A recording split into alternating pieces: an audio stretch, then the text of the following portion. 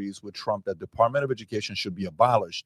Not like kids are getting any smarter. Rob, is this the one that he talks about, Rahm Emanuel? Yes. Okay, go ahead and play this clip. Go for it. Byron Donalds. The public is aware of the mismanagement, the improper payments. What about the Department of Education? Now, I don't know that much about it, but I've never read good things. Rahm Emanuel, who I agree with on almost everything, here was a quote. He said, "A third of 8th graders can't read, and now he wants to close the department." And I thought, that's probably why they can't read. Or at least partly. I mean, the numbers keep getting worse and worse and worse. And I don't know if the Department of Education is anything but, I mean, it doesn't really, I don't know what it does, except take money. It's sort of a middleman. It doesn't like run classrooms or do stuff like that. I don't think it makes policy. So where are you on something like that? I think that the Department of Education has to. Glenn, thoughts? The Department of Education needs to be shut down. I mean, I know Betsy DeVos, and she said, you walk around that place, and she said, it has nothing to do with local schools, has nothing to do with it. The teachers union and Department of Education are the reason our kids are being churned out and pushed out into the streets without an ability to read anything. Those two operations, Department of Education, wipe it out. We've got to break up the unions. The unions are pretty much just another NGO that something like USAID, if it was in a foreign country, would be. Yeah, a teachers union, that's a bit toxic. And I'm gonna tell you why, because teachers should be held to a certain standard and they should be fired. I mean, if you can't teach a student better than the next person, then yeah, you should be fired. You should actually work on your craft as a teacher to find the simplest way to get the information to the kids. The simplest, easiest, most productive way. If you want to sit there and go textbook by textbook, then I mean, like, what the hell are we using you for? Just to read a book? Like, the best teachers were the one that didn't use the textbook, but they could still give you the lesson. And I'm hearing now that a lot of y'all teachers are just textbook teachers. Y'all wonder why kids don't learn shit. I mean, where's the creativity here? Enabling and sending money to. Tom. Well, married to a teacher and who taught in LA Unified as a union teacher before she got fed up and went to private schools. So I know of what I speak, and I've raised now 2 girls that have come through this, and I've done a lot of research on it. And there are 2 changes that would need to be made. And the first is merit-based accountability for teachers. Yep. Teachers need to be evaluated for their merit and their abilities like anybody else. And the ones that have... Like, bro, we should be able to set 5 teachers up and they all teach 2nd grade, right? The teachers with the best performances should be leading the other teachers in teaching the rest of the kids. If they got the best lesson plan where they're not just copy and pasting off the textbook, then yeah, they should be the ones running the teachers. We should pay them a little bit more and let all them teachers report to them, the ones that actually know how to effing teach. It's like, bro, yeah, it should be a merit-based system. It shouldn't just be something that any lazy asshole can walk into and then like just F around with, because you're effing around with our kids. Poor attitudes are not... Or, I'm sorry, but slack off on. Abilities are no longer teachers. Simple. The union uses tenure to block the merit-based evaluation of the teachers. So number one, but give the teachers also an ability to teach. Let them find the good ones that teach in their own way and let them teach it. Correct. On the effectiveness of the teachers. Exactly. Completely. That's point one. And number two is there's a lot of stats that are out there that talk about the number of dollars per pupil, but they don't talk about is the actual impact dollars per pupil. In other words, they're funding $1 million DEI programs, say at a national level, or a school board is actually funding creation of alternative textbooks, and NGOs are getting that money.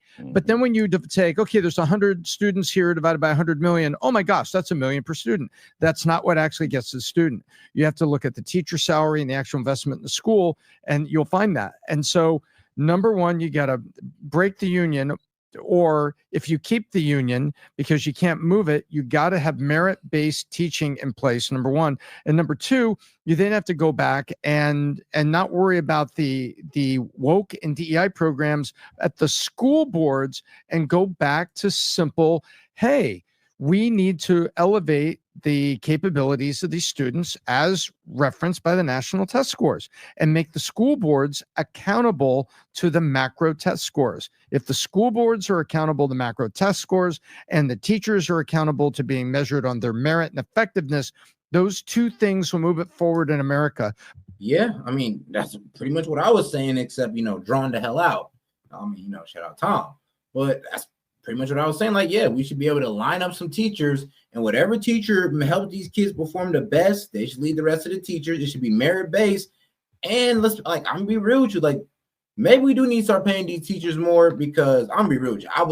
The only reason I got good at math because my math teacher was an architect.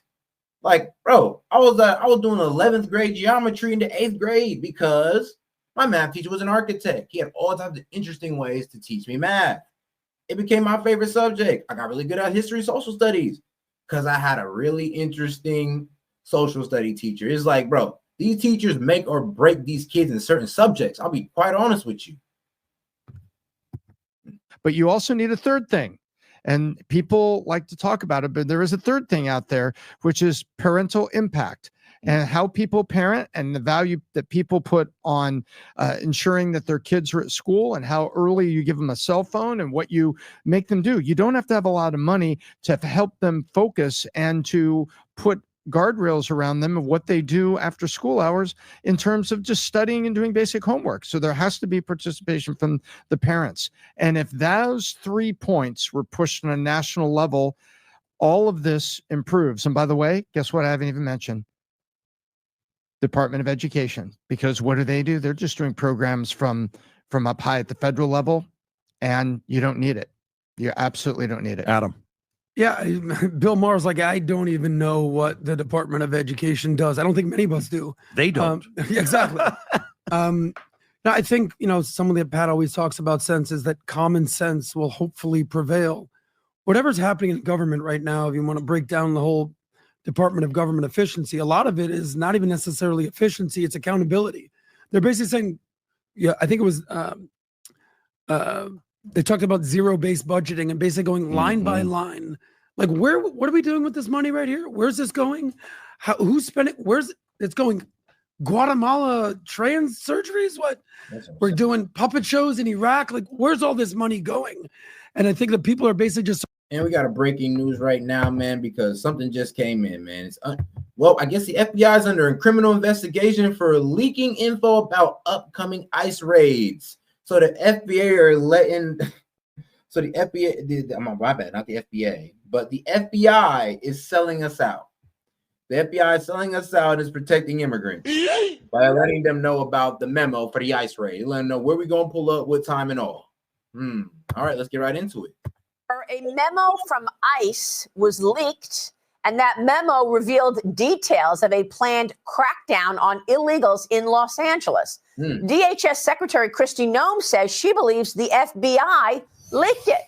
Noem posted this on X. The FBI is so corrupt. We will work with any and every agency to stop leaks and prosecute these crooked deep state agents to the fullest extent of the law, writes the Department of Homeland Security Secretary. It comes days after a similar leak happened for a raid in Aurora, Colorado, where several Tren de Aragua gang members were allegedly able to escape capture because of the leaked memo. Wow. Joining me now is U.S. Border Czar Tom Homan. Tom, bro, I'm upset. It's like, yo, y'all literally on these people's side. This just proves it. It's like, bro, our government right now, these people want these people to be here. The FBI is literally giving these guys the heads up. They're telling them, oh, this is how you can escape ICE. Oh, this is when they're coming. It's like, you're going against what the people wanted? The FBI. Yep, take them down. Dismantle the whole thing. They're done. It's great to have you. Thank you so much for being here, and thanks for all of your efforts. That's number one. You were at that Colorado raid. Tell me what happened. Do you believe the FBI is behind leaking your plans and allowing these maniacs, these Tren de Aragua gangsters, to escape capture? Well, yeah, the Aurora operation was leaked. We think we found the source of the leak. It's under investigation right now by DHS IG. Secretary Noem, I agree with her that there's some information that tends to show that the second leak and the California operation may have been someone in the FBI.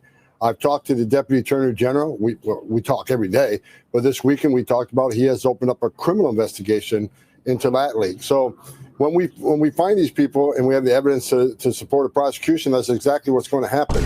They don't understand. I don't care what their political beliefs are. This isn't about politics. This is about the safety of our officers. It's only a matter of time if these leaks continue that our officers are going to walk into a place and be ambushed by someone who just don't care about life and are going to take these ICE officers on. It's already a dangerous job. That's what I'm saying. Like, bro, who's to say that these officers are going to try to go and get in on these people, but the FBI done leaked the whole plan to come from, and they just sit there and blow the whole fucking building up? Like, who fault is that?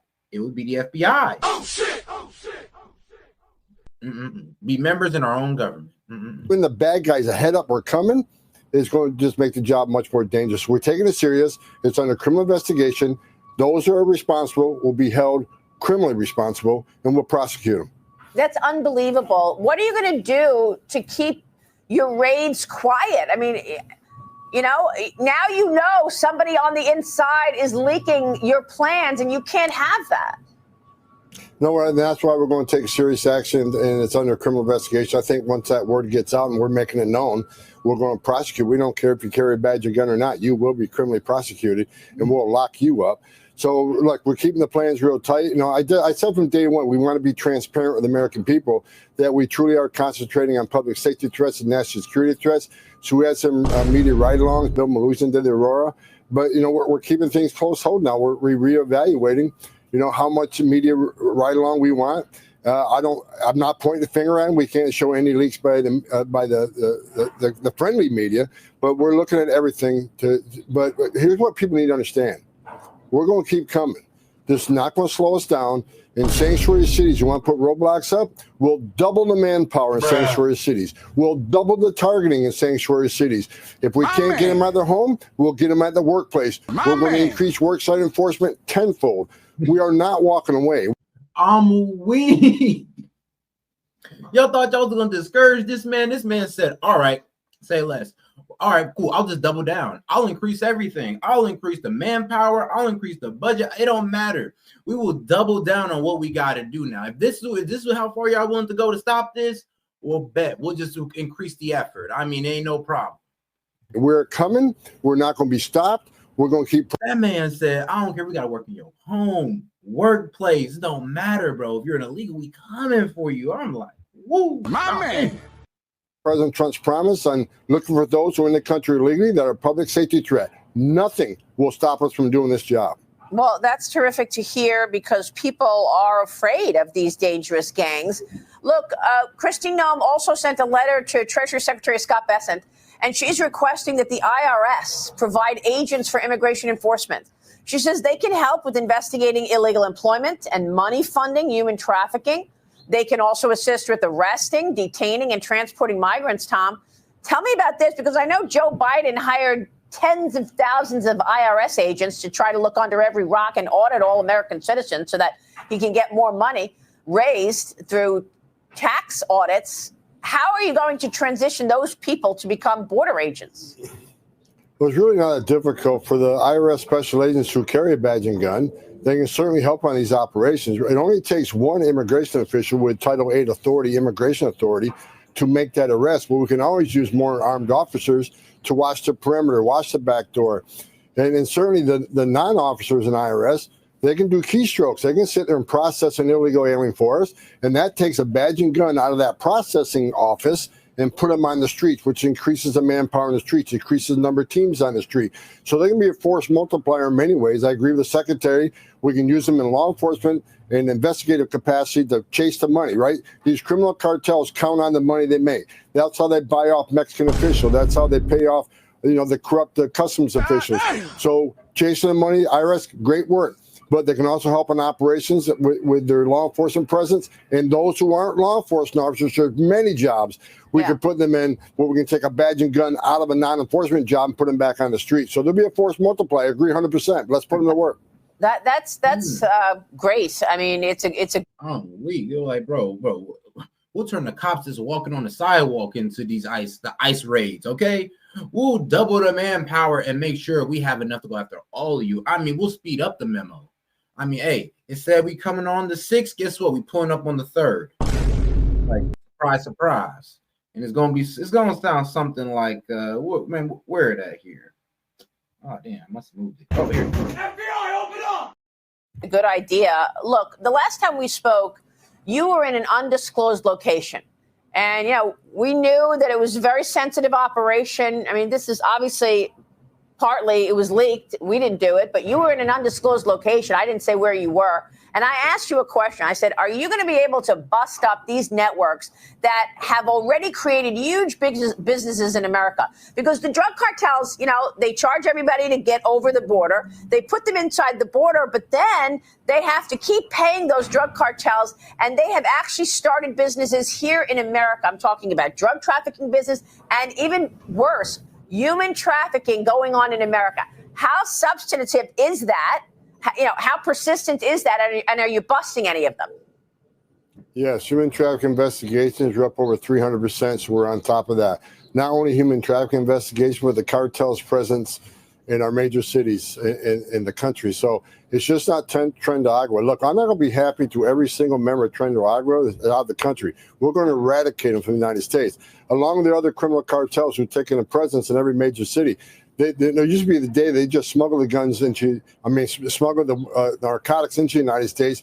Then our gangs, United States gangs, would do the distribution. They are now in every major city in the country. They've taken over even the interior distribution networks of the narcotics trafficking. They're on top of our list. We're working very close with DEA. DEA side by side with us on this interior enforcement operation along with the FBI. So yes, we're targeting those trafficking organizations both with humans and drugs. You're going to see a huge decrease in the amount of that trafficking going on in the country. Look, the border numbers right now, Maria, we're down 90%, which means less women and children being sex trafficked in the United States, less fentanyl is getting in the United States to kill Americans, and less terrorists are crossing the border.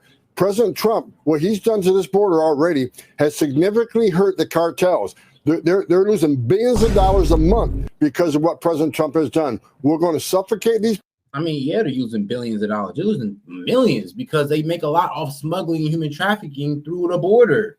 So when we're cutting off one of their, real with you, main pipelines, yeah, that's going to hurt. And as it should, and as we hope so. Now that are designated a terrorist organization, we really put boots on the ground on their head. We really put the American boot on their neck. People, we're going to shut them down because if they don't have money, they can't bribe officials and they can't continue their business. So we're going to tackle just not in the United States, not just in Mexico, but worldwide. The illegal cartels in 43 countries around the globe. We're attacking them since President Trump has called them a terrorist organization. That opens up a wide net of what we can do with these cartels. We're on it. We're not going to stop till we finish it. That's a great point. So what does that give you? The fact that now you are officially naming these drug cartels terrorist organizations, because I've heard in the past that the Mexican drug cartels, they run Mexico. So you can do a deal with, Claudia Scheinbaum. Bro, it's no secret that the Mexican cartel run Mexico. And that's a lot of big gangs. The Chinese triad works with the government. The Yakuza works with Japan. Yeah, there's a lot of criminal organizations that kind of just align with their government, but the problem is the cartel is the most egregious because they have the biggest effect on us. And with the help of the triad, of course. The Mexican government, but are they also answering to the dangerous cartels?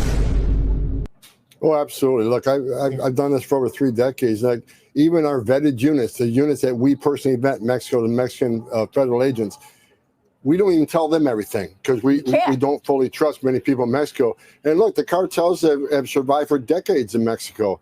I'm not saying every military officer, every law enforcement officer, every politician is corrupt, but many are. And many are forced into corruption because if they don't take the buy-off from the cartels, do what they want, they'll kill them and their families. We've seen thousands of journalists killed in Mexico. We've seen thousands of politicians and government officials who have been murdered by the cartels. President Trump's move to make them a terrorist organization and taking them on, I think it's going to make Mexico a much safer country.